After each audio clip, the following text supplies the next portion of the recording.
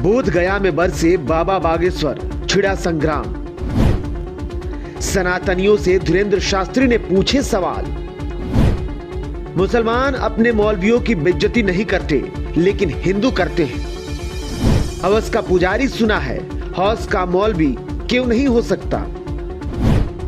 सनातनी अपने धर्म के संतों और तीर्थों का मजाक उड़ाते हैं। बागेश्वर धाम के आचार्य पंडित धीरेन्द्र कृष्ण शास्त्री एक बार फिर अपने बयान को लेकर चर्चा में है। बागेश्वर धाम के आचार्य पंडित धीरेन्द्र कृष्ण शास्त्री ने बिहार के बोध गया में अपने भक्तों को संबोधित करते हुए हिंदुओं से एकजुट होने की अपील की। बाबा बागेश्वर अपने 200 अनुयायियों को पिंडदान कराने के लिए गए थे। यहाँ पर कथा के दौरान उन्होंने कहा कि मुसलमान अपने मौलवियों का अपमान नहीं करते, लेकिन हिंदू ऐसा करते हैं। उन्होंने कहा कि मुसलमान कभी भी अपने मौलवियों की बेइज्जती नहीं करते, लेकिन हम लोग करते हैं।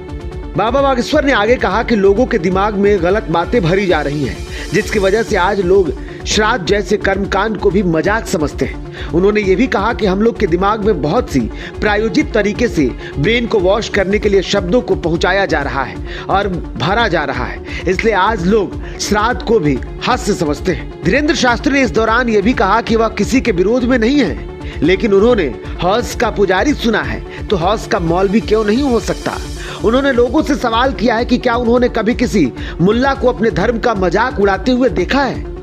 उन्होंने कहा कि हम किसी के विरोध में नहीं हैं, लेकिन हमने हौस का पुजारी सुना है, हौस का मौलवी क्यों नहीं हो सकता।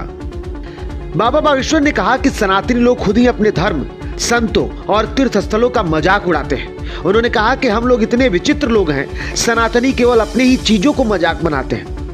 उन्होंने कहा कि सनातनी खुद अपने धर्म के संतों का और तीर्थों का मजाक उड़ाते हैं। मंदिरों को पाखंड की दुकान कहते हैं, संतों को ढोंगी, पाखंडी बताते हैं। उन्होंने कहा कि कभी अपने किसी मुल्ला को नहीं ऐसा करते हुए देखा होगा, न सुना होगा। आचार्य पंडित धीरेन्द्र कृष्ण शास्त्री ने कहा कि हम जातिवाद के बिल्कुल पक्ष में नहीं हैं, हम सिर्फ हिंदुत्व के पक्ष में हैं, लेकिन हमारे पूर्वजों के जो संस्कार हैं उसे मानेंगे।